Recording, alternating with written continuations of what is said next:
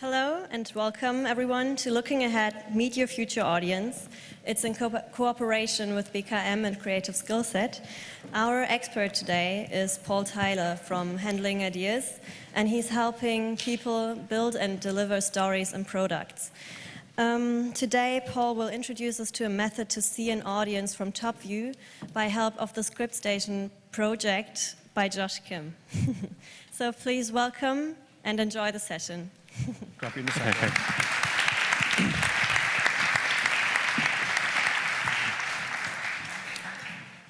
Wow, so many of you. Thank you very much for coming. I'm very impressed. When I read that Thomas Vinterberg was going to be performing at the same time, I kind of imagined I'd have more empty seats. So either you think I am Thomas Vinterberg, or you are the people that couldn't get into the Thomas Vinterberg talk. I don't know, but it's a nice thought anyway. Hopefully the guys upstairs are going to flip that screen so that we can see what's on the table. There you go.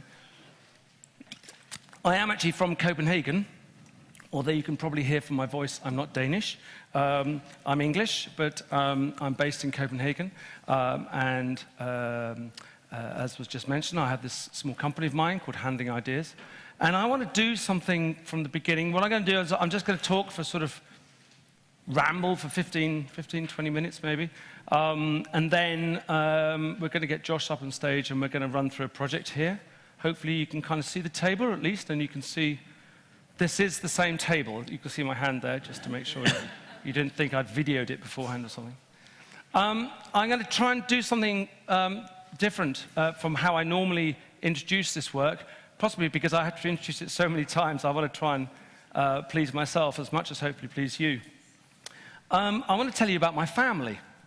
Okay, so I have a twin sister, and she's married. Her name is Sarah Jane, and she has a husband called Paul. This is relevant, by the way. They have two kids, Bertie and Oscar. And then I also have an elder sister called Claire, and she was originally married to a guy called James, but is no longer married to him. That was 20 years ago. And she now has a partner called Angus, and they have 3 children, Rosa and Mari, and, well, that's Marika, if it's her whole name. And then there's Seamus. And then, but Angus, her boyfriend, because it's not her husband, used to be married to Fanny, who had 2 children called Ruthie and Amy, but Ruthie's changed her name to Lua. My brother, I have an elder brother called Andrew, and he has a wife called Di. I think I call her Diana sometimes, but Di, she's lovely, she's very nice, you'd love her. But he used to be married to a woman called Claire. So that's my family. And you could easily now go away and tell other people that, right? Probably not, okay. But actually, I only just mentioned, 3 siblings and their relationships and the people that they are connected with. And yet, there's a lot of complexity in there, yeah? But if I'd said, okay, and I really haven't chosen the bits. If I said, okay, I've got a sister, actually that's kind of a bit like, I've got a twin sister, and hopefully you can see, there you go, there's my twin sister. And I've got, this is probably being recorded, so my family are probably going to see this. She's a bit more traditional than possibly I am, and she's a lot more traditional than my elder sister, who is, my elder sister, so this is Sarah Jane, and this is my elder sister, Claire. And Claire is a lot more alternative. She's lived an alternative lifestyle. And we'll kind of put her out there. And she's a bit more out front, as it were. And then I mentioned, didn't I, that Sarah Jane has a husband called Paul. Now, Paul used to be a policeman. And I know there's a kind of a policeman guy here around here somewhere. Oh, I should have prepared. Let's have this guy here. Okay, so this guy, he's quite conservative. And he's slightly more right of center in his politics than I am, and I suppose in a way kind of takes her off in that direction. So maybe she's looking a bit more towards, then maybe I should have me somewhere. God knows what I'd like to think of myself as a nice friendly dog. So obviously I'm going to put myself at the center of this world, and I'm probably closer to Claire than I am to my twin sister, which is strange. You would have thought that I'd be closer to Claire than I am to Sarah Jane. That's Paul, and they've got 2 children. I mentioned them, didn't I? Hold on a second. You confused me now. What did you say? Good, but I'm here. You can see me here. The 2 spaces, right? Camera, it's fine. Okay, so 2 kids, two kids, so you've got their kids behind there. You can see them, right? So they've got the two kids. Then there's my brother. My brother's very tall. Okay, so there's my brother. My brother, he's probably a bit... No, he's always been the one that's been a bit detached from us in a way. So he's there. He's got his lovely wife, Diane. She's there. And way in the background is his ex-wife who ran off with some other guy. Let's this sort of charlatan. She looks a bit like a sort of a person that would run. So there's Claire. I told you that my eldest sister, Claire, same name as the woman there, she has a husband called Angus, but it's not her. He's a bit older than her, so he looks like this. He's very nice, but unfortunately they're separating now. But she used to have a husband called James, who's a bit of a pirate, and there's James over there. So suddenly we have this scene on the table, okay, right? And we've got the different people. You've got my twin sister with her slightly more right-of-center thinking husband, their two kids. You've got Claire and Angus, he's older than her. You've got me, because Claire and I are very similar. You've got Claire's ex-husband over here. You've got my brother and his lovely wife. And suddenly, because you've got all this kind of constellation of different characters and people, I'm hoping in a way that if I suddenly got taken out and then you had to explain this to somebody else, I think you might have a better chance of doing it, right? Because suddenly you could remember these positions. And what's interesting about this is because we've got it mapped out, there's a kind of a complexity within this that is simple to deal with. But what's also interesting is that when you start looking at these objects, new questions start emerging almost from the table, yeah? So I clearly didn't come here to simply just tell you about my family. That would be kind of slightly weird, wouldn't it? And slightly worrying for the people that organize Berlinale Talents, I should say. But the reason I am here is because I want to show you a particular method that I've been developing now over the last 10 years, since I left working in television production. I used to work for the BBC for about 12 years. I was a studio director and a producer. And then I left, and I've been helping lots of other people work in lots of areas, fiction, documentaries, series, also outside marketing, branding, communication, all sorts of different areas. Basically, people who are trying to deal with projects, concepts, complex concepts, or what they think are complex. And what I do is that I basically use this bag of objects to try and break down the project, the concept that's in their head, into a simpler way. And people always ask me, why did I come up with this method? And the main reason was because I found that when I was sitting working with a team of people, maybe a writer, a director, a producer, and had this incredible idea that they'd been working on for the last 7 years, and they wanted to tell me all about it so that I could help, I just couldn't remember stuff, you know? I would just sit there and think, oh, crap, you know, is the fridge full for tonight when the kids get home? And, oh, I haven't been thinking about their idea. So I would literally just start picking objects that were around on the table. I would just take my phone out and say, whoa, hold on a sec. So this is your main character, yeah? And they would look at me slightly strange and say yes. And I would start mapping it out. And then I noticed that if I brought objects and asked them to start choosing those objects and to map it out, there was a much better chance that we could actually deal with the kind of the complexity of the project.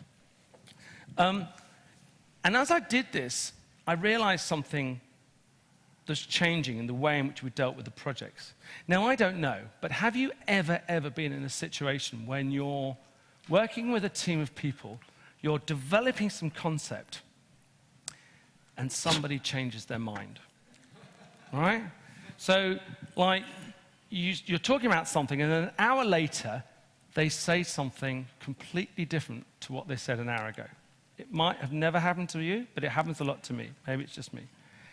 So you're in that situation, and they're talking about, I mean, this is a crazy example. They're talking about their main character, this man, and then in an hour's time they say, yes, our main character is the woman. And then you say, I'm sorry, an hour ago, I'm sure you said that your main character was a man. Now, people can respond in one of two ways. They can either say, no, I didn't say that. And then if you're English, you apologize because clearly it's your fault, and you say, well, I'm sorry, must be me, silly me, but let's move on. Or they can say something far worse. They can say, oh, I didn't mean that. And then you're left in that kind of slightly annoying situation when you're thinking, great, does this now mean that at any point in the conversation you can just pull out the I didn't mean it card? You can just say, oh, I didn't mean that. And at first I just thought that all the people I was working with were just liars. You know, I just thought they were just lying to me and that I was right and they were wrong, and I was just going to have to fight it out with them to prove that they were wrong. And then I realized something. When we talk about our ideas, we're actually developing on top of those ideas at that very moment. Because when we talk, we're actually processing our brain. Henrik von Kleist, I think he's some German writer from 1820 or something, he talked about this thing. We have to talk to think, or at least I do. So what's actually happening is that the reason I think why sometimes some people appear to change their minds, it's because what they've said is actually now one version behind what they're now thinking. And actually, that's not a bad thing, because it means that we're constantly evolving, we're constantly developing. Isn't that fantastic? We're supposed to be in this creative space, it's all about creative talents, always innovating, always changing. But it's a pain in the backside if you're sitting in a group of people trying to work out, well, where are we with this project? If when everybody starts talking about the project, they kind of spiral off into their own version history, yeah? So I thought, well, if you start actually mapping things, your project, onto the table, and you can actually get your idea out onto the table in a way where you can actually see that idea, it then means then that if somebody turns around and says, yes, this is our main character, and it's a woman, hopefully you can see that very much doesn't look like a woman to me, maybe in some countries, but then, when I say, no, but I'm sure an hour ago you chose this particular character and you said this is a man as your main character, something profound happens. Instead of there being this conflict between them and me, there becomes a conflict between them and their idea. Because suddenly they look at the object they've chosen and they say, yes, I did, didn't I? I did choose it as a man. Why did I choose it as a man? And why am I now saying it's a woman? Oh, I know why. It's actually because there's a kind of two main characters. I go, wow, how exciting, how interesting. Let's pursue that. So in a way, by getting the idea out of the artist's head and onto the table, no longer, and some of you might hate this, so I do apologize, we're no longer dealing with the artist. We're dealing with the idea.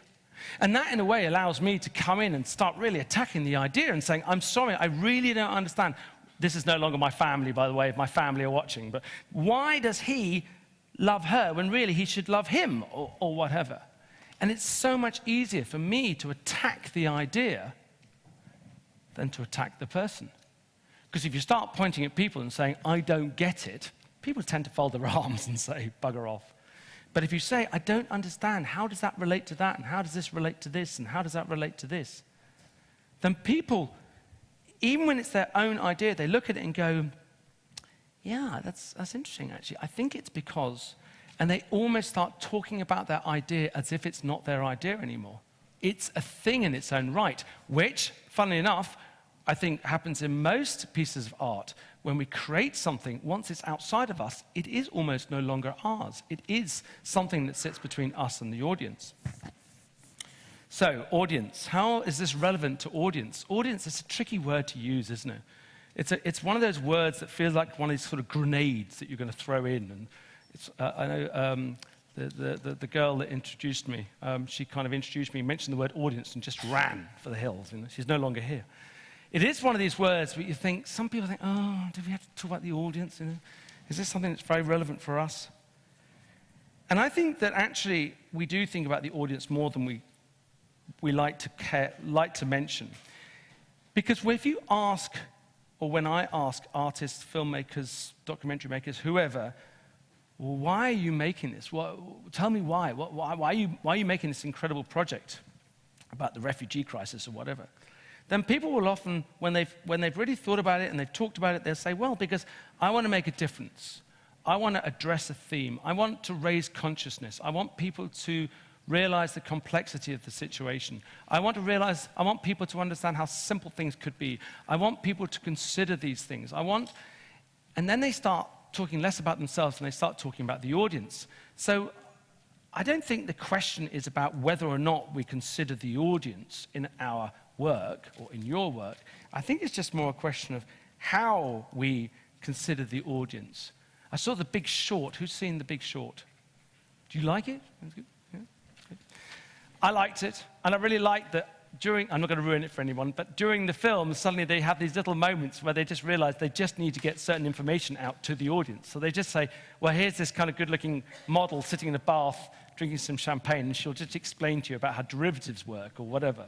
And so she just does, and it's just exposition. But it's great, because the filmmakers just say, well, we've got all this stuff we just have to make sure the audience knows in order to move them forward. And I think we do this all the time. I mean, what did I do at the beginning? I said, I'm going to try something different. Now, I wasn't just doing that for my own sake. I was doing it to bring you in, to make you think, oh, it's surprising. It's just for us. He hasn't done it for somebody else. Oh, I hope it works. Maybe it won't. Bit surprising. Maybe you didn't think those things. But I was engineering it just for myself as I was for you. So I was considering you as the audience. There's a lovely quote here I noticed in this lovely brochure. What does it say? It says, without an audience, there is no film, and filmmakers must conceive of, touch, and provoke their viewers all along the way. So it must be true. It's in here. So I love this idea about the audience. And the thing is, I think sometimes we think about the audience quite late on in the process. In the edit, we sort of look at the edit and think, well, will people get it? Or is it too subtle? Maybe we need a little bit up front so that they can understand what's going to happen next. But how do we start thinking about the audience much earlier on in the process without those horrible, dirty, unwashed people from outside here that don't look like anything like you, treading on our creative toes? How can we think about those people at the same time as dealing with our complex project? And I think that one of the reasons why sometimes we don't always consider the audience is because it's just sometimes it's like we've got enough complexity to deal with the complexity of our project, let alone the complexity of our audience. But, and I think it's the reason for why I'm here, and I think the focus is on this particular subject, is times are changing. You know, suddenly people start talking. A woman just grabbed me. Is it Sally? I can't remember. It must be. You looked up. You know, talking about this whole issue about the way that we have to start, or we could start thinking about the audience earlier on in development, so that we can start building audiences around these lovely things that we make, so that you never know, people might even come and see our films. God forbid. So what I'm going to do is, apart from drink some water, is I'm going to run through a project now. We'll spend about, 45 minutes on it. I hope it works. It's always a bit terrifying for me, doing a live project in front of an audience. Hang on in there if you can. I hope that you can see what's going on. At the end of that 45 minutes, if you're still here and haven't gone off to Thomas Vinterberg, then we can then open up the floor to some questions. You might be more interested about asking questions of the poor guinea pig that's going to be sitting here than asking me. I won't be offended. It's completely fine. And then we end at, I believe, at 4:30. When do we end? We end at 4 o'clock. 4:30? That's another half an hour. We end at 4 o'clock, so that's good. Yeah, that's right. Okay, cool. Good? You're still... Is anybody in the wrong room? Did somebody think they were on some Scientology workshop or marketing for today or something like that? And they're with Deutsche Bank and they should be somewhere else. No? You're in the right room. That's good news. Right, so in order for this to work, I need a guinea pig. Don't worry, I'm not just going to randomly pick someone. Everybody starts putting their hands under their seats.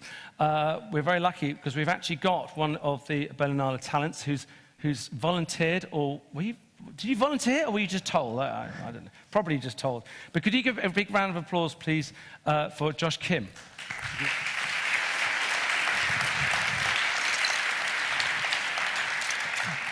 Grab a seat. Okay. Right, you did bring your piece of paper. You're going to sit on it, though, so you can't look at it. Yeah. So Josh has very kindly come along, and he's got a project, and hopefully you all got a piece of paper explaining his, oh, now you're going to read it, aren't you? Great. So you probably haven't read it. Okay, some of you have read it, some of you haven't. I'm sure they told you at the door. Do you want just like 30 seconds just to read it? Yeah? Go on, 30 seconds, just quickly read it, and then we'll come on to, we'll just amuse ourselves.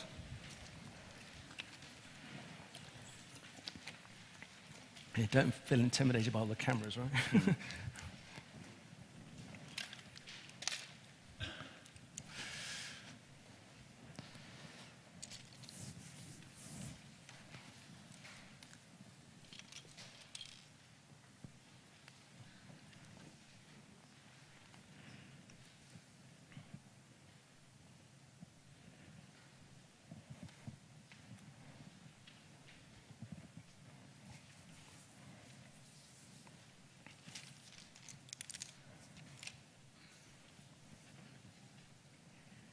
You know, you've got water, don't you, if you need it. Okay. Do you have an opener, or are you okay?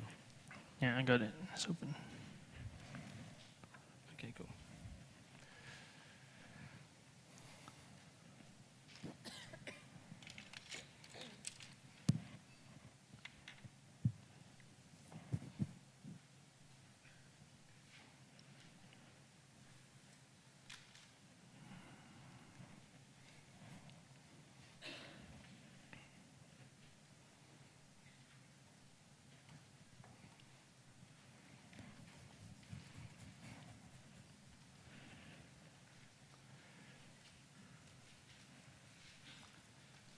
I can almost hear all the people that did read it before going, typical, you know. I have to sit here and everybody else has to sit and read it while I read it and they didn't. Okay, so hopefully we're going there. Right, so I'm just going to explain some kind of, I'm in this kind of weird position now. It's a bit like having a former girlfriend and a new girlfriend in the same space, and you're trying to deal with the ex-girlfriend and the new girlfriend in the same place, but if you know that analogy. But so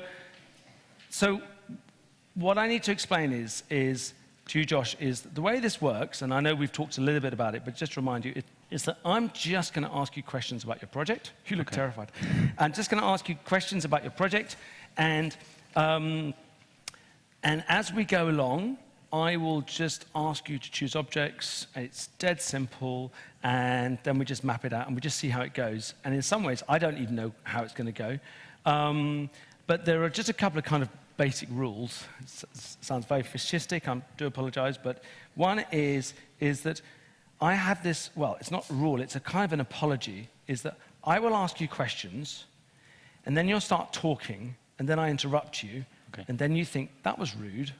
If only you could just let me explain, then you'd understand. But in some ways, it's less about me understanding, it's more about you understanding. So what I'm trying to do is, it's not about power, it's just about me slowing it down so that we kind of break everything down to smaller units. And the reason is because I noticed that when people start talking very fluently about parts of their project, it's almost as if they've found the bit that really works, and they're kind of polishing the shiny bit. And there's nothing wrong with polishing shiny bits. We always like to talk about the bits that work. But at the same time, we have to also deal with the bits that maybe don't work or maybe don't work as well as the shiny bits. So it is a weird thing, and I apologize. So that's that. Yeah, I mean, that's basically about it. And just a word for you guys is that this process is, today we're going to focus on the audience, but in order to get there, we have to sort of map out the story a bit in order to have some sort of framework to talk about the audience. Of course, this method can also work if you're just dealing with just a story without even thinking about the audience. So I don't want you to think that this method with all these shiny objects, it can only work for audiences. It can work for a whole range of different areas of working. So why don't you said to me at the beginning that you have a kind of I'm going to get my phone out, not because I'm expecting a call, but just so I can keep an eye on the time. Can you give me and everybody just a kind of a 30-second overview of what the project's about, knowing that at some point I'll probably jump in and start talking. All right. It's basically what is in the synopsis on the paper, but I was kind of imagining a future where, we read about, okay, the sea levels are going to rise, but what's going to happen in reality, like in 100 years when these huge megacities like New York, Guangzhou, Mumbai actually have to deal with this. There's will the cities actually move? So we thought about, I thought about, okay, so there's this group of architects who kind of want to create a utopia. And so to solve this problem, they create this city called the Folding City, which is actually 3 cities built into one, because this is a future where space is like the ultimate resource. So you have, like, if you have enough money, you can live in first space, which you live a full 24-hour day from 6 a.m. to 6 p.m. It's almost like, it's very like plantations. This is where the food is grown. And then the city folds down. It's called Folding City because these architects found a way to this mechanism where the buildings can go up and can also fold down as well. So they can go underground. So when one space is up, the other 2 spaces are underground. Then the second space comes up. It's more middle-class lifestyle. I think about suburban America. Then they live from 6 a.m. to 10 p.m. And then the buildings fold down. And the last space is third space. This is where the rest of the population lives. It's 15 million people, the backbone of society. It's where the energy is created, but also more importantly, where the trash is processed. So the story is about one trash worker who kind of, since all the trash flows down from first, second, third space, he has to pick through the trash, find the recyclables, and one day he finds something in the trash that starts him on this journey that he realizes he can crawl up through this trash and visit the other spaces. Great, fantastic. Okay, and this guy, he has a name, doesn't he? Alex. Alex? Yes. Okay, so he's called Alex. Now, could you find Alex from somewhere on the table? Now, I'm going to say something. You can choose something that looks like a person, or you can choose something as abstract as that, if that's what you think is abstract. I hope you can see these things. But whatever it is, and you're more than welcome to walk around the table if you like. There's bricks around here, so just choose something that you feel represents Alex, okay? All right. I guess this guy. This guy here. So hopefully everybody can see that on the camera. That little guy there, he's a little guy. Okay, so this is Alex. I'll hold him up to the camera. Okay, you can see Alex. And where should Alex be on the table? Okay, I mean, if this is your kind of universe, if this is the world in which you're working in, your whole story, is he very central? Is he kind of peripheral and he's kind of moving into the space? Where would you say Alex is in your story? Maybe put him here. And why there? I don't know. I feel like he has to go on this journey that he has to kind of walk. He has to go on a journey. And why have you chosen, just out of curiosity, for your main character, this little man that looks like a little boy in a way? Is there something boyish about Alex, or is he an innocent? Is he? He's a regular guy, but I think the thing that kind of like embodies him is that he's like a regular guy, has a regular job, but he comes to the point in his life where he's working, and he's like, the amount of money he makes is like the exact amount of money that goes out to rent and food. So, right. So what's coming in and going out is exactly the same. So you're saying he's got to a point in his life where that has happened. And that's down to him? So let's just find this. Let's find this something that represents this notion of kind of he's in a state of equilibrium. What comes in is the same that goes out. Could you find something to kind of represent this state that he's in? And again, feel free to choose anything you like. I don't know. Just something that represents the kind of the state in which he's in. And this is the state in which we find him at the beginning of your film, correct? Maybe he's like, okay, it won't go. You're going to build Lego City now, aren't you? Yeah. Okay. Okay. All right. Oh, you did a cardinal sin there. You moved him, but that's okay. We're going to be. So you want to put him on a platform, do you? I feel like he can fall off. Right. So there's a sense of vulnerability to him. Right. But why is he vulnerable if the amount of money he's got coming in is the same as money going out? I think that sounds even more stable than my situation. Right. I mean, why is he so vulnerable in this situation? Yeah, I think he comes to a point where he's like looking for meaning in his life. What is the meaning of, just I'm doing a job that I don't really like. Right. Just so I can live. Right. Then what is the purpose of that? Right, and that's something that there's probably people in the same room who are looking for meaning in their life. Is that any different from these folks, or is it particular to his circumstance or this world in which you've created? No, I think it can be applicable to many people. So it's a kind of a universal theme, this idea of searching for meaning. Applicable to many people. Okay, so can you find something to represent this search for meaning? An object that represents the Lego brick for searching for meaning. It has to be something shiny. Maybe that. Shiny? Yeah. Okay, why? Because the search for meaning is something shiny? Something like you want, yeah. You want it. Yeah, Okay. it's like- And you're putting it out. Whoa, love it. Look at this. It's almost like I told you. So you're saying that this is out in front of him. This is what he wants. Well, he doesn't know yet what he wants. Oh, he doesn't know that. So he doesn't know that he wants to find meaning in his life. Well, he wants to find meaning, but he doesn't know what it is. Of course. I mean, who does? These people don't know. Okay. So he doesn't know. Does anybody know the meaning? No, it's okay. 42, yeah? So, but he does know that he's searching for meaning in his life. So maybe there's like this. Whoa, hold on a second. Now you're getting crazy. Whoa, whoa. That's my job. Right. Okay, it's fine. But let's just break this, just to understand this.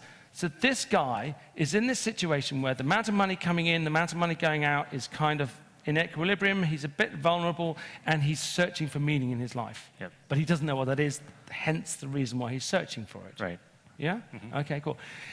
But has something happened to him for him to suddenly feel this need, or has he, throughout his whole life, had the desire to search for meaning? Or is he in a midlife crisis? Is he 44? And I mean, what is it? Why does this guy suddenly search for meaning in his life?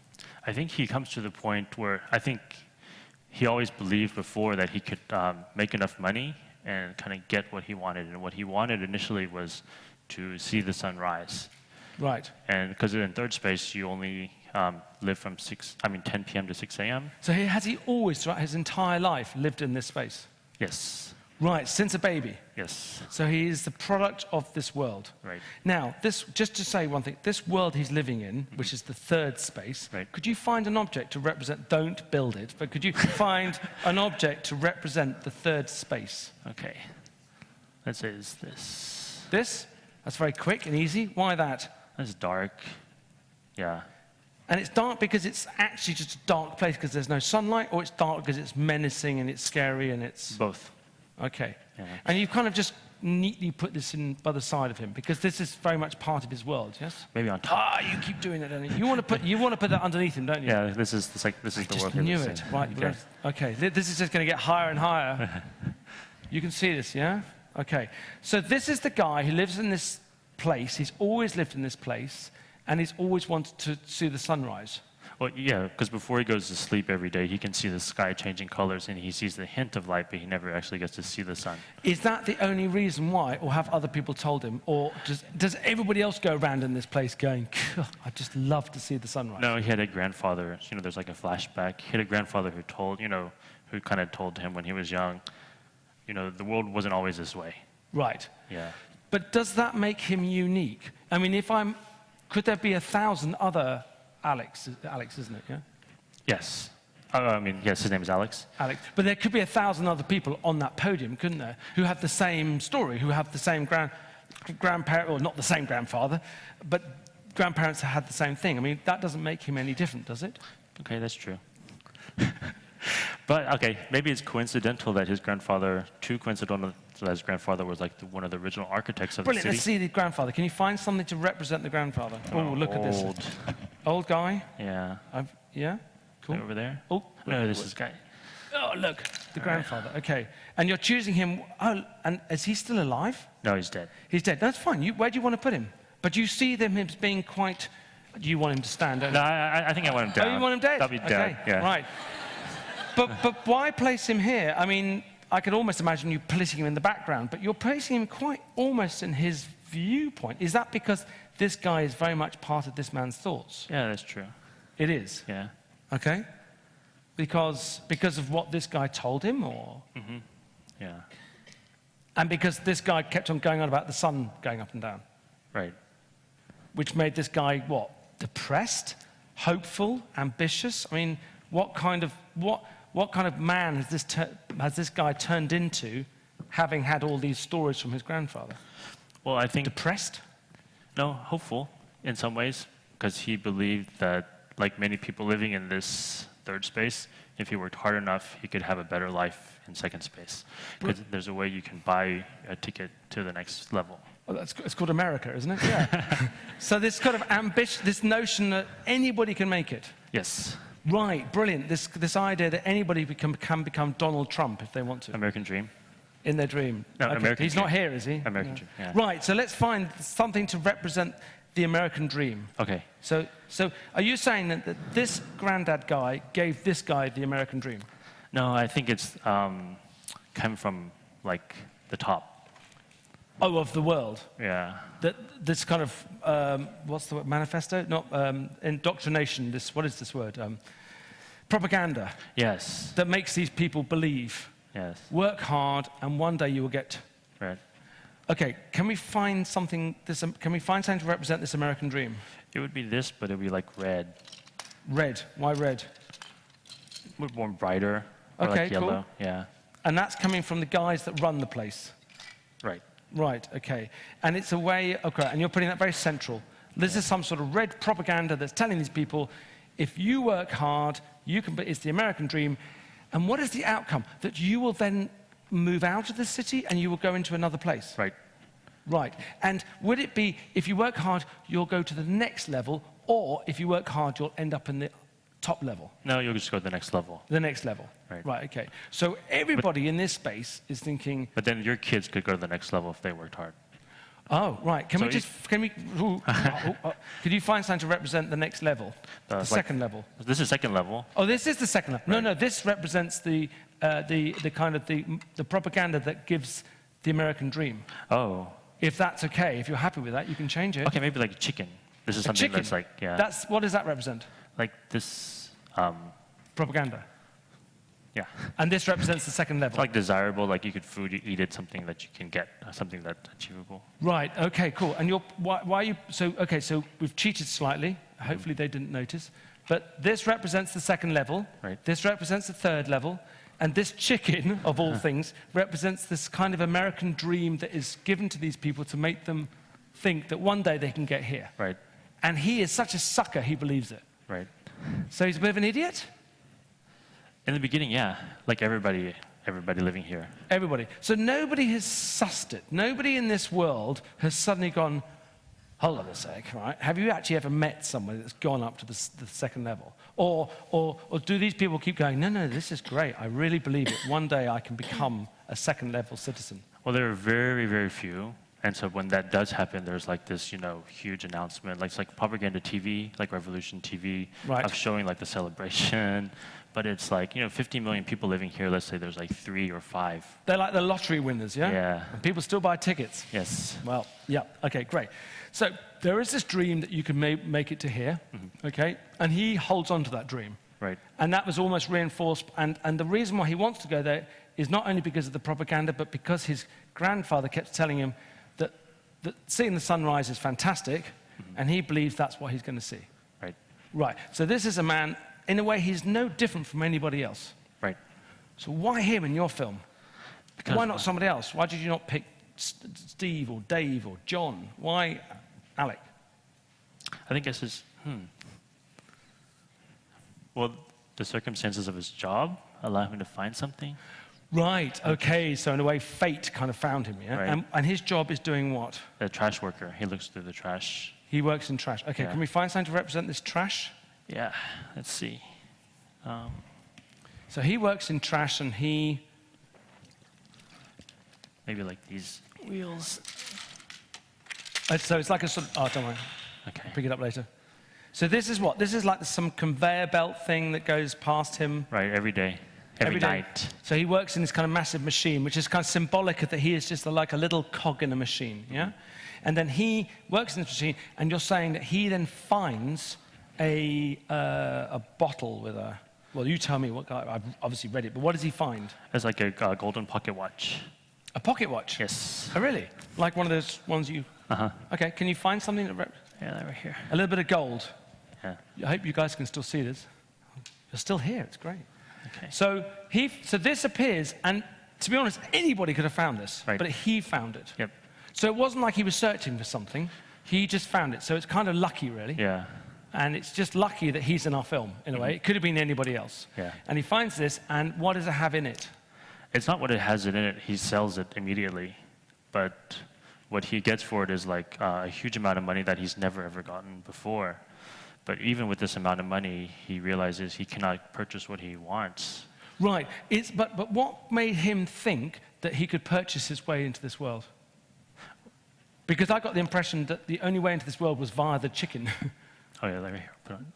Okay, right, no, stop it! You can't do that. It's there now, it's locked. I'm going to not let you do that anymore. So, this guy's been told by the chicken propaganda that you can get to this place, but it's kind of via their rules, yeah? Mm-hmm. But does he also believe that you can pay your way there? He actually, he's okay living in this space, like many people are, because once people go underground, there's this other space called virtual space, VSP space. So everybody that's underground, you can either sleep or you can go online.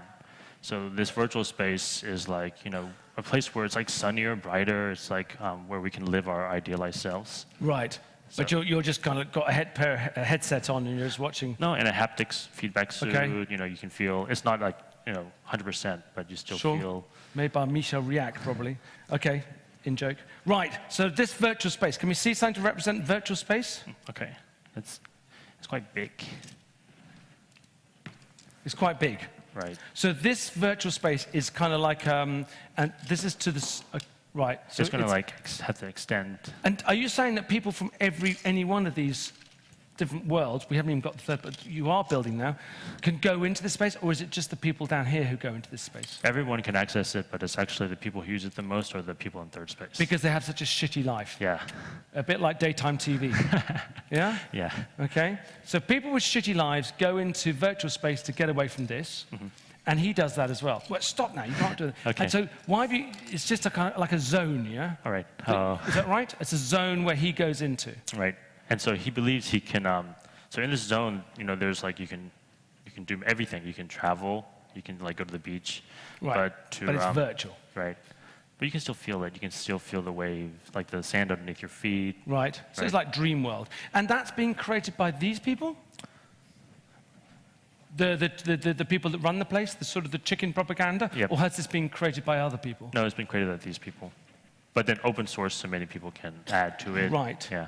And is it because they realize that these people kind of need medicine in a way? This is like their escapism. Yeah, like the opium. It's the opium, right. But when he gets the money from selling the pocket watch, which he by chance found, he then thinks, hey, I can use that money to get to this level. Actually, he's fine living his life in virtual space. He is. But there's one thing he cannot see, even though he has this money, which is like a real sunrise. There's a door, like, you know, there's like different places you can travel to, but you need money. But actually, to see the sunrise, you need a massive amount of money. And even though he found this really expensive item, he realizes no matter how long he works the rest of his life, he's not going to be able to see it. Right. So he was going to first use this money in this virtual space to buy seeing a sunrise. Right. They've got a bad business model going on, haven't they? So it actually costs money to go in this space. No. You can live in it, but it costs money to do things. To do things. Yeah. Right. Okay. Oh, it's like a sort of a freemium model, you know? Right. Right. So he goes in there, but he wants a sunrise, and the money he has there isn't enough. Mm-hmm. Which then makes him think, sod it, I'm going to get a real sunrise. Right, among other things in that world. Okay. Now, didn't you mention that he had as a kid? No, actually, right before, but I kind of... The kid's dead. Yeah. Not in the story. Okay, right. Yeah. So this is a man, then, who is driven to try and get into this space. Does he believe that the sun rises in this space, or does he believe the sun rises in another space? No, he believes it's in this space. In the next space. Yeah, in the better world. And what makes him think that? Because he knows that, like, as he goes down, like, well, he wants to know what's happening, what's going to happen after the space falls down. Right, and, okay. The world continues. Now, I'm going to jump a bit now. Okay. End of your film, okay? Yeah. If you know the end of your film. Your character. Can we find something to represent your character? Yeah. What does your character look like at the end of your film? Okay. I'm jumping a bit now. Right? Oh, my God. So he looks like this guy here, yes? Yeah. Let's put him on the table.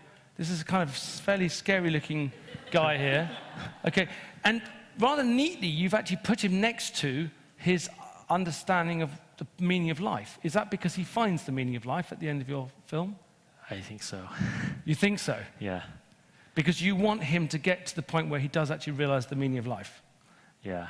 Okay, but he looks fairly battle-hardened. Is that because he's turned into a warrior? I guess you could say that. Okay. Yeah. And he's done certain things through this journey that have made him like this. More stronger. More stronger. Yeah. And is there a connection between him being much stronger and his ability to get to the meaning of life? There should be, right? There should be, but is there? And it's your story. I mean, I'm just curious. You very easily just put that right there as if like, well, it's obvious. He's right there. He's found it. Or doesn't he see it? Or, I mean, he gets there. He gets to the meaning of life. I think along the way, there are different stages where he can just like accept, like let's say he does get to second space. He has the option just to live his life like that. Okay. So why does he keep going? And why does he keep going? I guess it becomes more like selfless. He wants to like give up something. Okay. So he can make the world a better place. Sort of self-transcendence. He Maybe. wants to go beyond self-actualization, and he wants to self-transcend and make the world better rather than himself. Right. So are you saying this guy at the beginning is a bit selfish?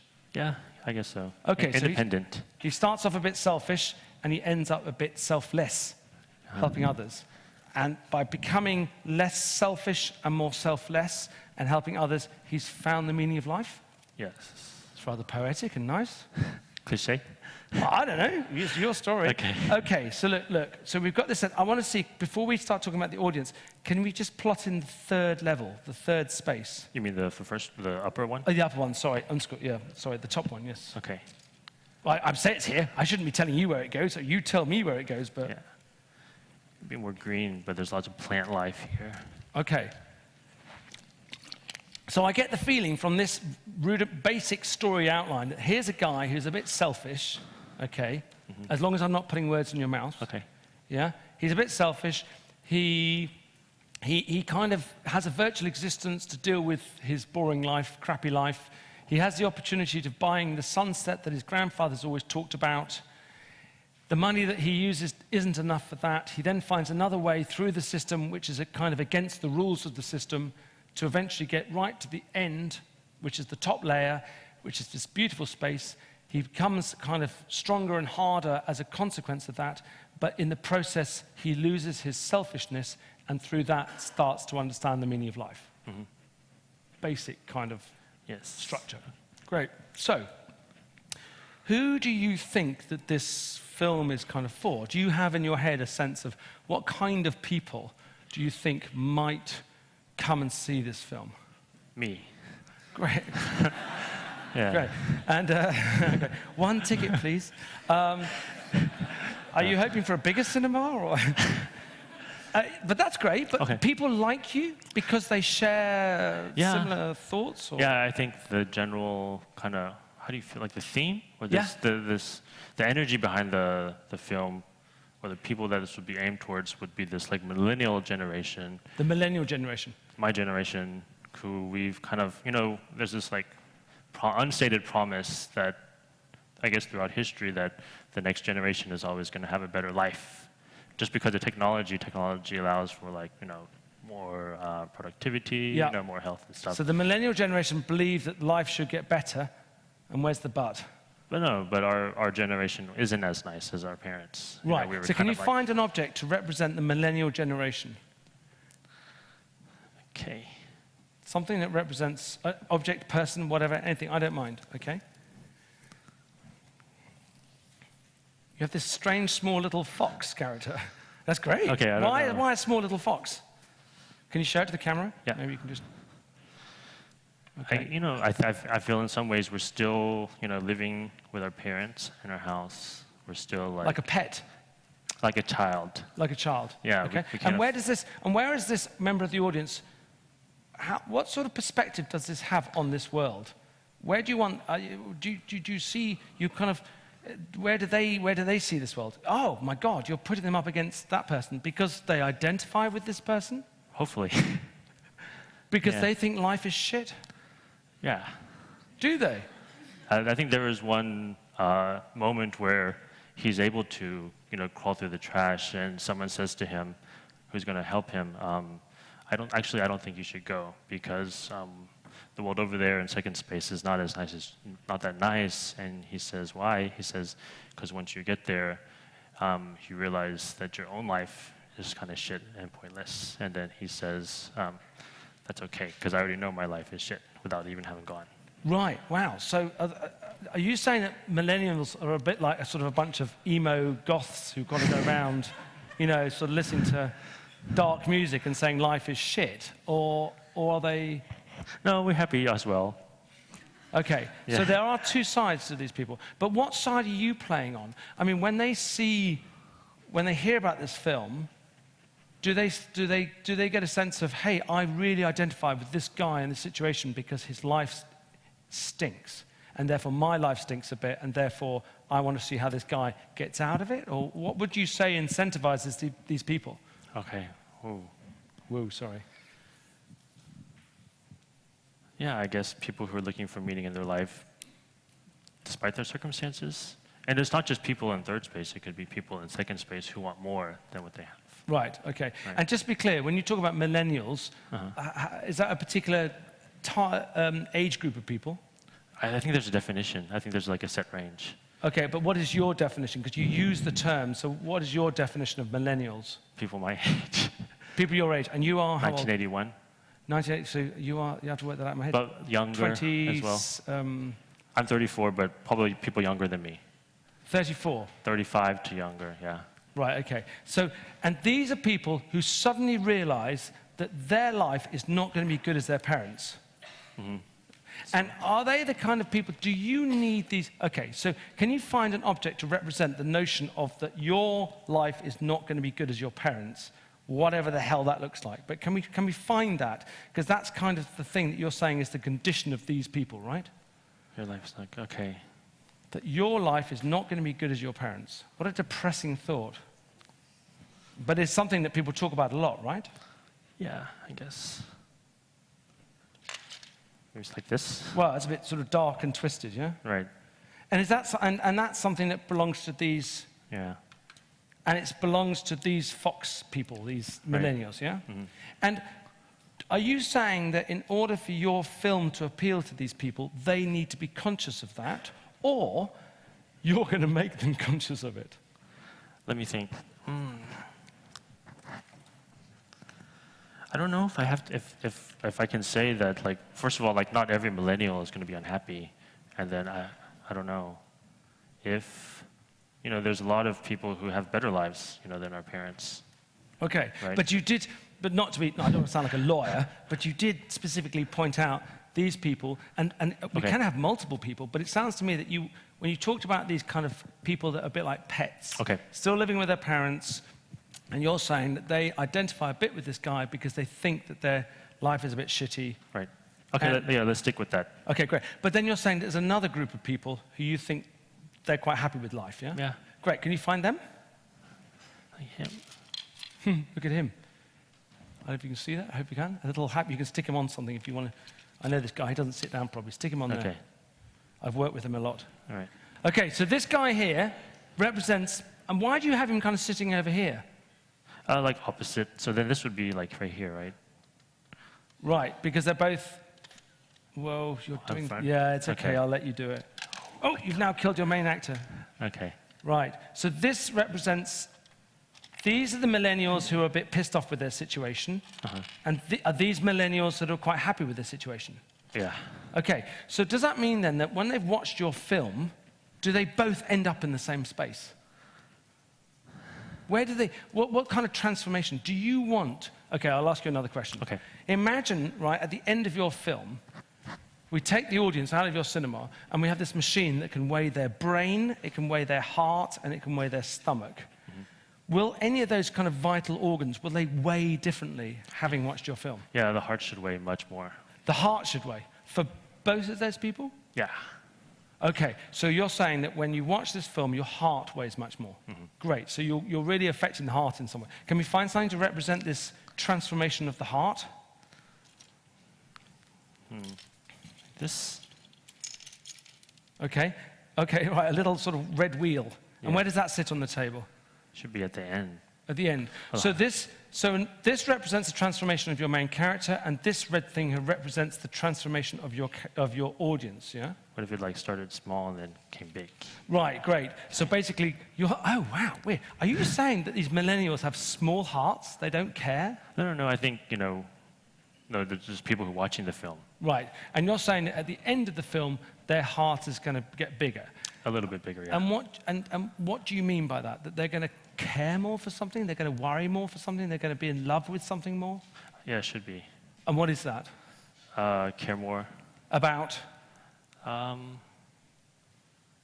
guess it's very easy to say, but inequality. About, sorry, quality? Inequality. These Inequality. are like, hot topics, inequality, privilege. Yeah. Right, because your whole premise is built on inequality, yes? Right. It's built on the fact that there are some people who live in this space, and there's a lot of people who live in this space, and a massive amount of people in this space. And this place is crap, and this space is lovely. Yeah. Yeah?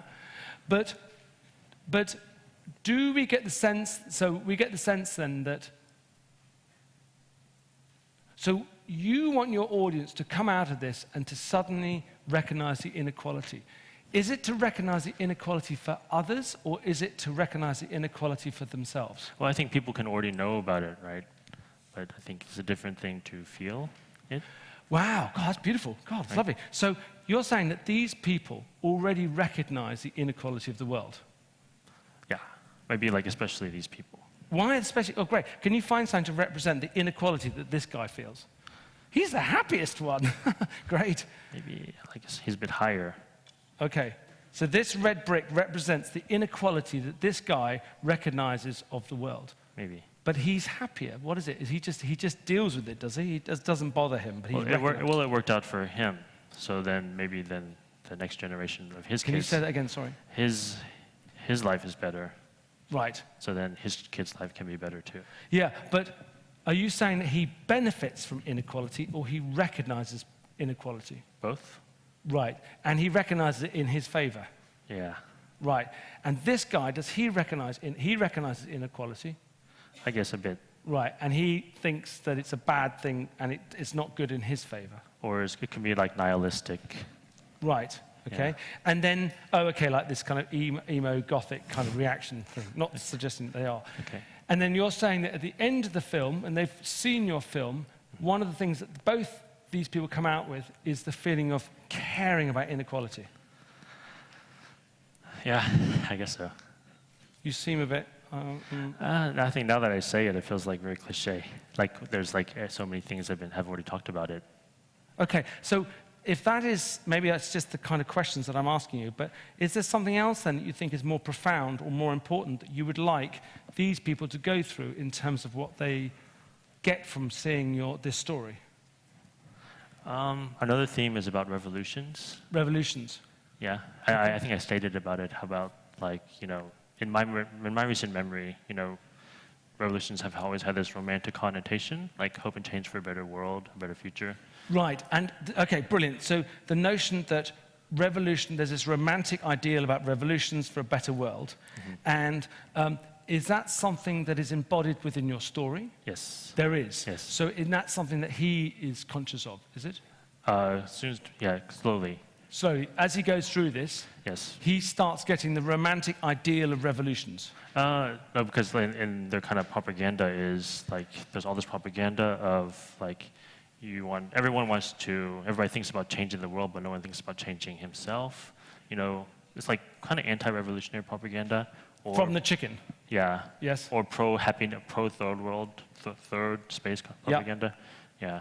But then slowly he tries to see that maybe it's not true, but it's not just whether the world's going to be a better place, whether he can make the world a better place, but actually whether if he does his changes, whether the world would be better or not. But here's the thing, I just want to be sure, when you talk about this romantic ideal that we have around revolutions, I get the feeling that that's a kind of almost a thing that you're addressing to say to people, you have to be careful with your romantic ideals about revolutions. Is that true?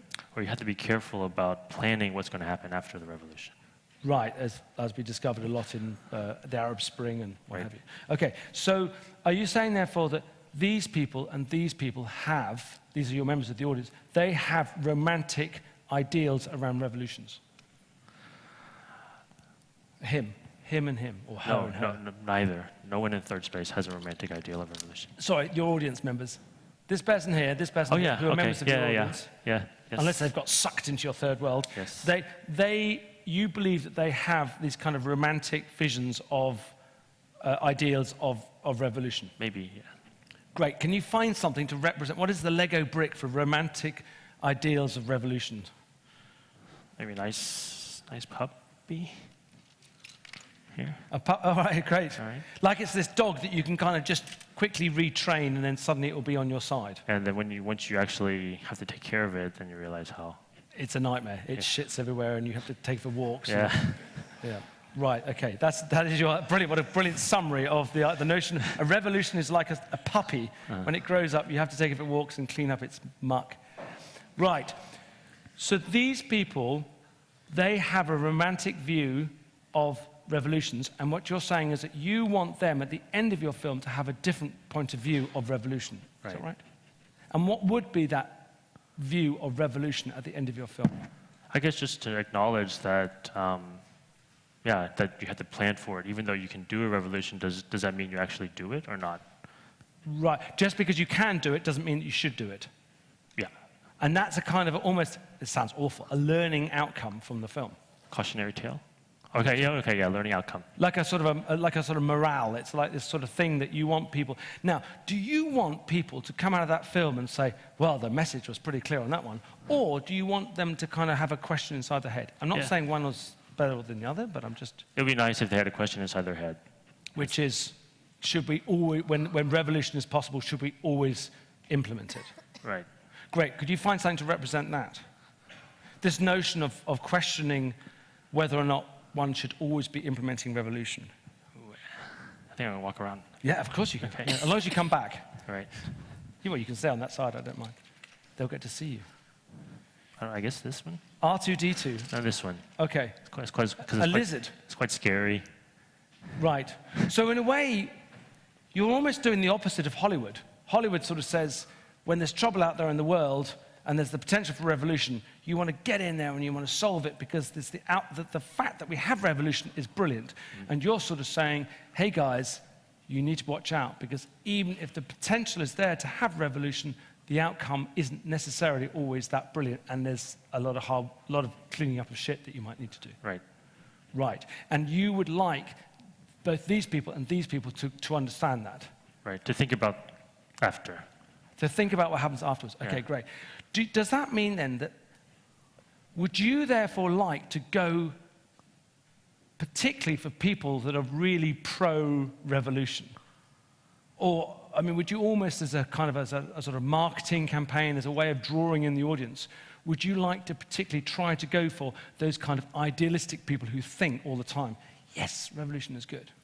I think everybody. Is that, yeah, but you need me to target? Well, yeah, I'm just wondering if you know that this is an outcome of yours, does that therefore give you a sense of who your audience could be, who are more either open to that kind of transformation, or even against that kind of transformation, or interested in even that question? All of the above.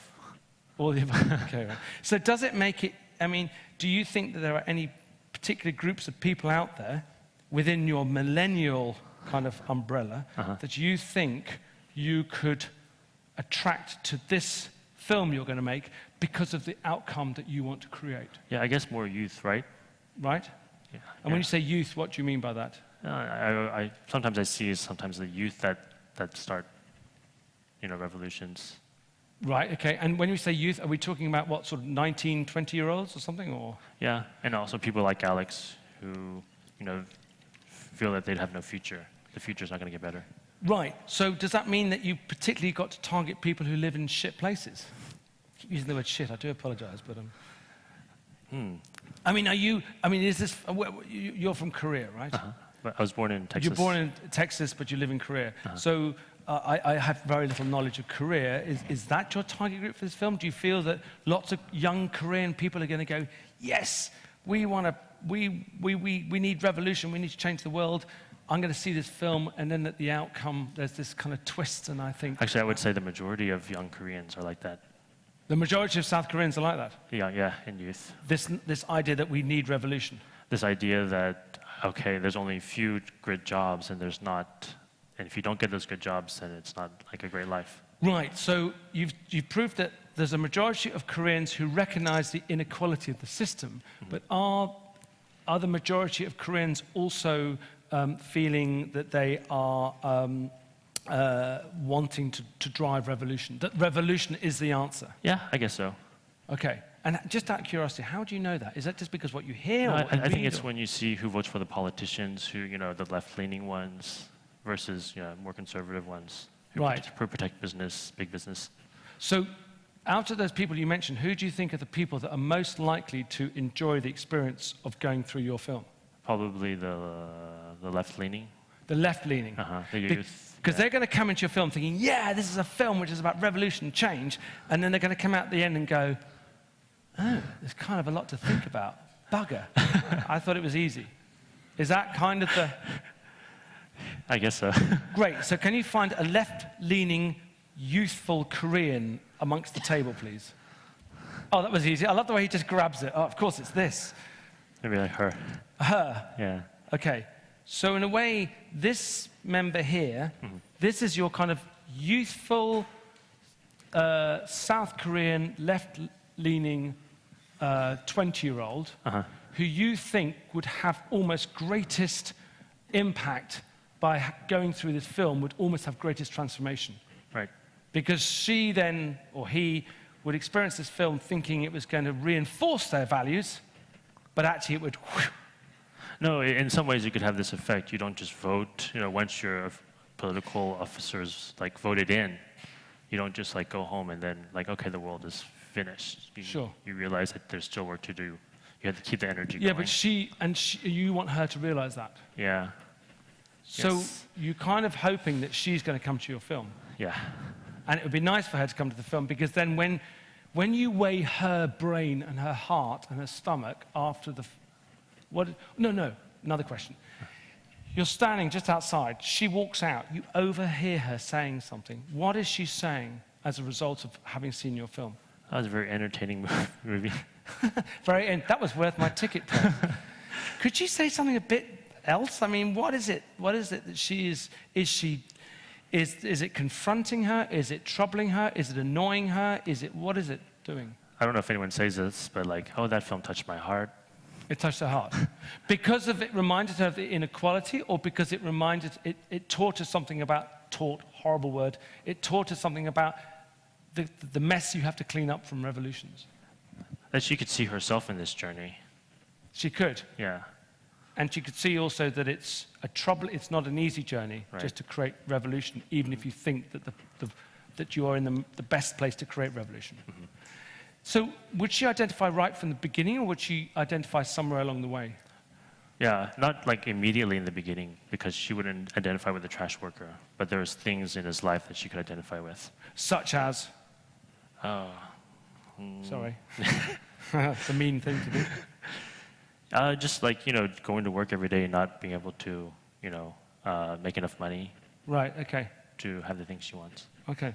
So, if someone's seen this film, okay? They've seen this film, and they've told her that she should go and see the film. What do you think they would be telling her? Would they be saying, you should go to see this film because it's going to teach you a lesson, you lefty student South Korean woman who doesn't know anything about revolution? Or do you think they'd be saying to her, hey, go and see it, you might be surprised? Or would they say, hey, this is right up your street, you're going to love it? Yeah, I think it's a good film, made you feel something. You feel something. Yeah. But I'm sorry to be... Okay. Is the thing that you feel is simply inequality, or is the thing you feel the fact that you shouldn't always just pull the lever for revolution? Because I feel that those things are two separate things, aren't they? They're connected, but aren't they two separate? I mean, we feel inequality because it's right from the beginning. We feel sorry for him. He's living in a shitty life. That's slightly better. That's much nicer.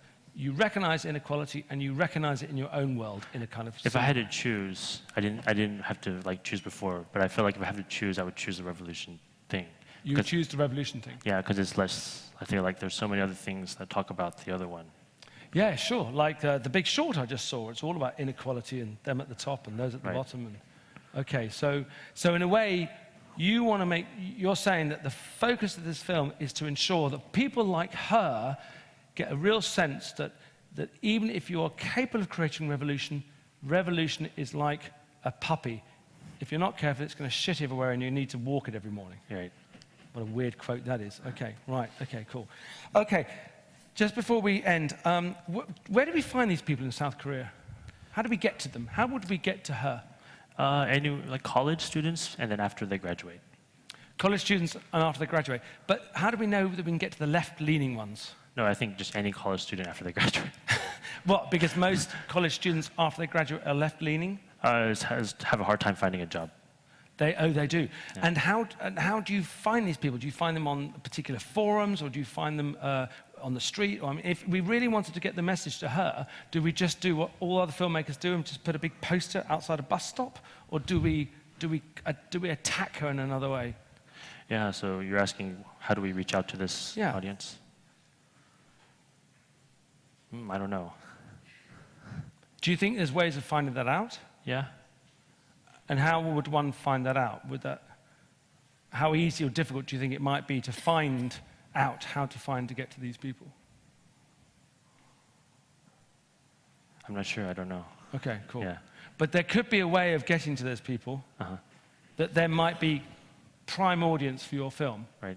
Because your film is dealing with fundamental themes, not just of equality, but of this whole thing about when should you pull the revolution lever, which you think is particularly relevant for these people. Right. You're not just saying yes because I'm saying it. Yeah, is that? Yeah. Okay, cool. Grab a seat. Okay. Give him a round of applause. Thank you very much.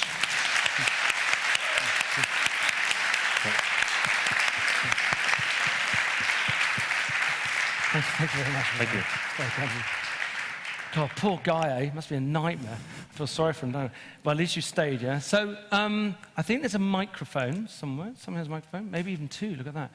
Are there any questions? And if there are questions, don't feel it. Maybe it's better to him than to me. But there's some hands going up in the. Oh, there's a lady here. Hi, it's a question for both of you. Okay. If now you decided to take the revolution angle, and so the story applies to a much younger person than your main character, wouldn't it be worth to add in your story a character that is the same age and the same nature or shape, or, well, has the same life than your audience? Oh, you mean adding additional characters?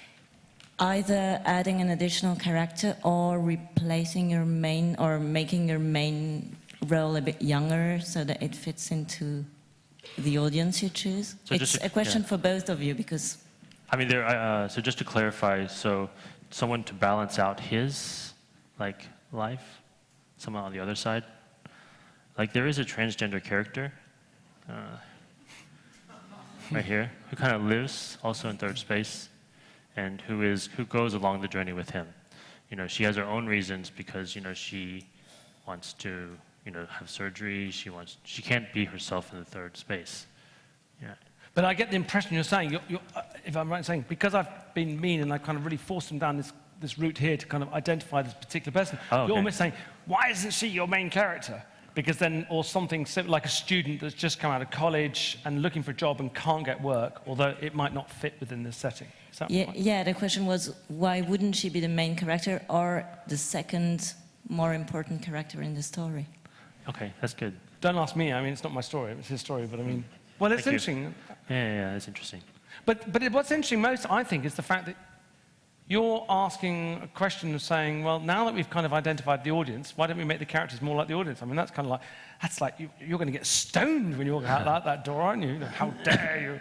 But that's an interesting thing. I mean, I don't necessarily think we have to just swap her and him, but I do think that there may be qualities of him that we can draw out that will make it easier for her to identify with him. Yeah, maybe. Okay, there was a question. Oh my God, I'm going to get. Where's the microphone? Because there was a woman I know with a gentleman here. Then we come to you. I promise. Just a question about the methodology. I felt at time the process has been a bit aggressive, and then I was wondering if it's about the time span that you dedicated to doing this, and because of that, at point also it seems to me that some of the ideas were almost like upside down, and for example, this theme of the revolution was coming out in different ways, and I'm actually very confused about the meaning of the movie after the presentation, and it's not clear at all to me. No, I think that's a really good question, because I think that in a way, It can seem very aggressive, and I think that it's heightened by the fact that we have this kind of weird thing. It's a bit like having your entire family watch you make love, you know? I mean, it's like, what? I mean, so I think there is this kind of strange thing that kind of maybe brings out this slightly hyperness in me in terms of the way that I'm trying to draw things out. So I totally get that. I'm going to let Josh answer in a sec in terms of how, if he felt like he was being bullied or whatever. I think that a session like this, a good session lasts 3 hours. You know, you kind of take it slower, and you map much slower than I would be doing now, and it wouldn't be quite going in quite as hard. The stress here was trying to get two things running at the same time, which was to get enough of the frame of the story out in order then to have something to look at when we're then looking about the audience. So I needed to have some sort of transformation of the character in order to then even question about the transformation of the audience. And so there's this kind of slight time pressure. You could see me constantly looking at my watch. So I think there's two answers to that. One is, we can see what he says, but he might just be being polite. So you could, if he's being polite, just ignore it. And the other thing, I suppose, is searching out maybe other people that I've done it with to see whether or not they're still battered and bruised, or whether or not they got something from the experience. What can I say? I mean, but yes, I think in a way, in this slight fake situation, it does make it a bit more brutal in that way. But what did you feel bullied or? No, I didn't feel bullied, but in some ways, like, there's things that are more nuanced that I did want to express, but I get that because in our time frame that we couldn't. But in some ways, it's like when you're writing a script, it's like you're coming out from like the typing and you're looking at it like on a higher level. So that was interesting. Was there anything that came out here that surprised you yourself? I mean, we didn't get too much into the story, but was there anything that kind of revealed itself, or do you think most of the stuff you knew already? I think I didn't know like this. I didn't think clearly about this, the revolution. Okay. I mean, like, I had the idea, but yeah, I think they have to talk more about that in the story. Okay. Yeah. So I don't know if that answers your question, but... And I think, like, I think the most important thing, what are people going to leave the film feeling? That was a hard question to answer. Right, okay. I didn't think about that. Yeah, it's a kind of funny one, isn't it, really? But there was someone right at the end there. Yes. Yes. Two questions. What does selfishness has to do with the journey of your hero? Because we are talking about revolution and restraints and constraints and so on, and I didn't exactly see that. And second, what would be missing if we took out the red square in the middle? This red square? Or this one here? Oh yeah, like upside down, like just two spaces. You mean? What would be missing if we just had two spaces? We just had this world and this world. Do we need the middle world? Class? The middle class? Yeah. There is, right? In some ways, in the story, the middle class was the one, like, they created this, they didn't create it, but they create everything in this virtual space, like the skins and the businesses. So in some ways, they perpetuate the system, even though they have a great life. They see the sun and they see the, it's like their existence, not their existence, but because they live in the second space, they create this kind of like opium that the third space consumes. That's the only thing that comes out the top of my head. But that's a good question about I should think about more what's the purpose of what's the importance of this second space. Now, I'm going to jump into the meta level here, because I think what's interesting about that is I can understand a lot of your questions. You're creative people. You're going to want to ask questions of the content and the story. And obviously, I'm supposed to be here talking about the process. But there's something that he did then, which I really like about this, is that when he answered your question, he referred to the objects. And when he referred to the objects, you knew exactly that he was referring to the thing that you were talking about. And we did it, didn't we? He said, "Do you mean this?" And then I said, "No, I think it's this." And of course I would say this, wouldn't I? Because it's what I do. But I believe that having objects to represent the elements of your story allows you to shortcut conversations. You get to the point much, much quicker, because you can say, "No, hold on. Do you mean him or him, her? Or do you mean when he's in this state or this state?" And the very fact you can just point to things, it just speeds things up. How many times have you sat in a meeting where someone's been telling you about their amazing idea, and they've talked about him and her and it, and her and it, and you're thinking, oh crap, are they talking about the mother or the father or the main character or the... And we just get lost, right? But if you just have objects like this, you can say, well, it's that guy there, or it's the chicken, or it's this. So anyway, I'm just highlighting that I think that it's so flipping obvious, you know, but we don't do it, and it's crazy. And you don't need me to come along and do this. Just get a load of bloody Lego and Playmobil, I point out very strongly, or wooden characters, and just do it, and just start mapping things out. Because then when you are sitting with your director and your producer and your writer, you all know that you're talking about the same thing. Yeah? And just to point out one other thing, is that, you know, when he chose this character at the beginning, you said, well, he's kind of like a regular guy. And I remember that. And so when you choose an object, and when I ask you why, you actually express the justification for that character, and we remember that throughout the whole thing. And that means that we can continually come back and check that the logic works to him being a regular guy, a little bit like the question down the front here about, well, why is he a regular guy? Why is he not more like this? Anyway, go on. Well, yes, and then, sorry. Hello. So I felt like you said, if I did get it right, so revolution is a thing that you probably should maybe not do because that's the shitty dog, right? So I didn't say you didn't have to do it, but you had to think about, you know. Okay. So you say, please probably don't do revolution, but do you offer, and that's the question about the method behind it, did you both not realize that you are not offering something else? Like, what else should I do? Mm-hmm. And both of you did not mention that, so my question behind it is, should you do it just with in the room with two persons, or maybe with a spectator like me that is outside, that if something is missing, could point it out, or how many people should participate? You can have lots of people. I mean, I've had 12 people sat around the table, and it's great, and I really love it when you have the writer and the producer and the director, and they come into the room and they shake my hand and say, well, the good thing is, Paul, we are so aligned on this project. We know it back to front, and we're just like one person. And then I think, right, okay. And then we start asking questions, and when they choose objects, then somebody says, well, it's obvious, our main character is this, it's clear. And the other person is saying, no, it's not, it's this. And then suddenly you have something to start looking at, well, why is this difference of opinion? So the more the merrier, absolutely. And of course, there's a billion of things we didn't include in this. But of course, yeah, I mean, it's nice when you're working with just one person, but to be honest, no offense, I love it when there's several people, because then you can then start seeing the way by which how aligned or misaligned they are from one another. And when they have to choose objects, even just the choice of an object can highlight just how similar or different they're feeling. And when one person says, well, I think our character's right in the center of the table, and the other person saying, no, they're trying to get to the center.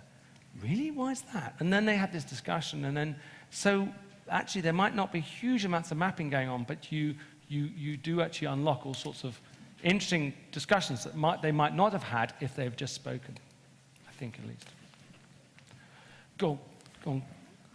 We've got 5 more minutes because we started a bit late. Hey, I kept constantly asking myself why we did not focus on the watch, because I think the watch is the main question for me, because I asked myself, was it dropped on purpose? Was it purely coincidental? So I think that's the crucial point that brings our plot in motion.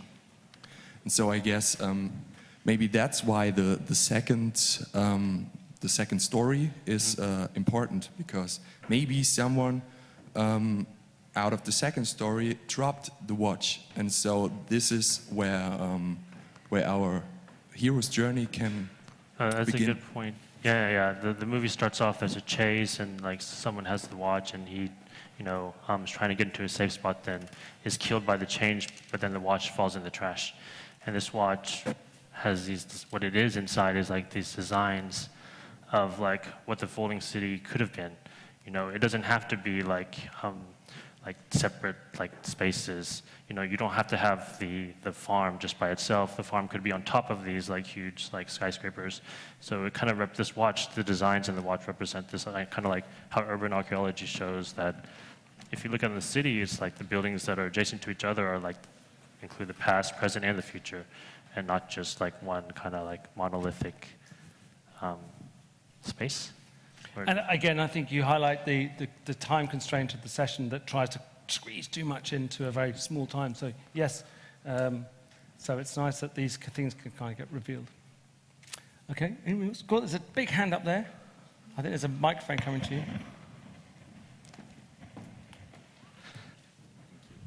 Hello. This is a question about the working process.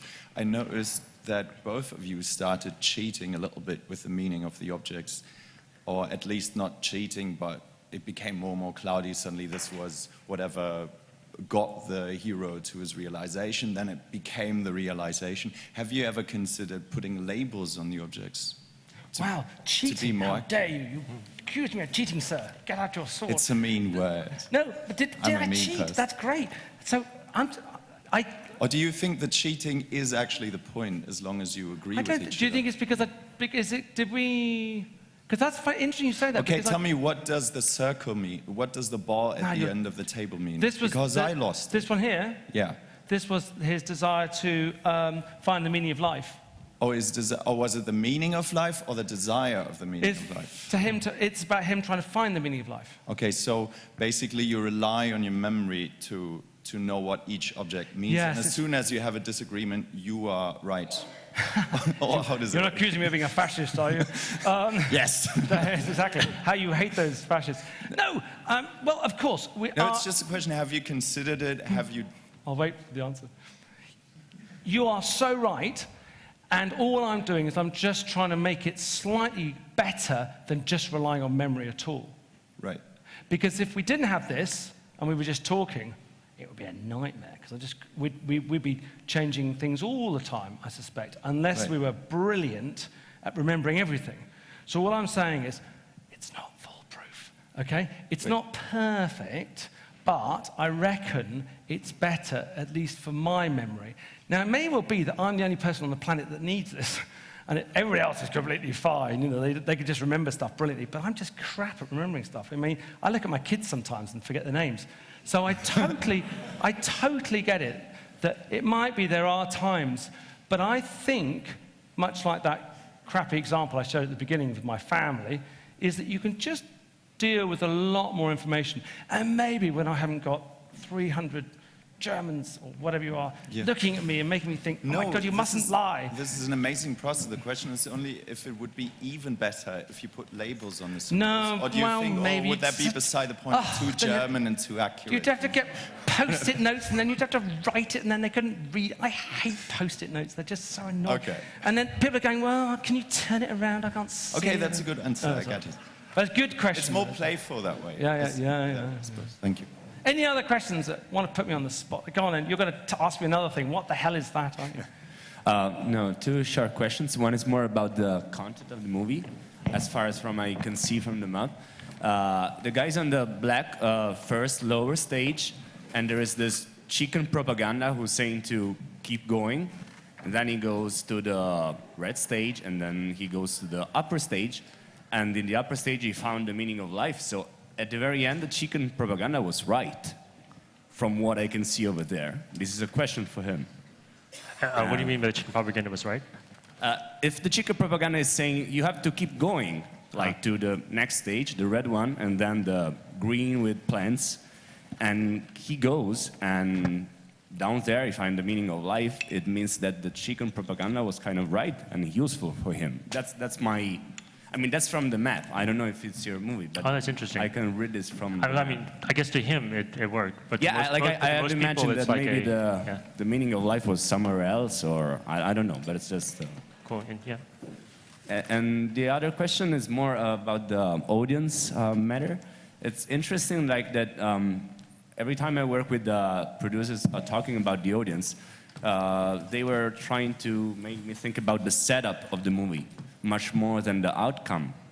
It's interesting that you focus on the outcome. What is it? Why do you think you have to focus on the outcome? Because everybody's always saying, yeah, the setup is the way that you feel engaged with the movie, and that's it. Oh, well, hopefully I was referring to the outcome in relation to the audience, not the outcome of the film. So, and I think there was a question I asked, which is where did these points of transformation of the audience come?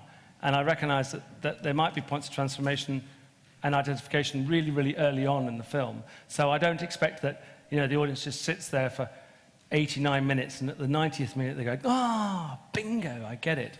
I think that it's possible that there's all sorts of things going on all the way through the film. So I'm sorry if that didn't come across clearly enough, but I do think that it's not about saying that everything has to happen in the last 5 minutes in the denouement.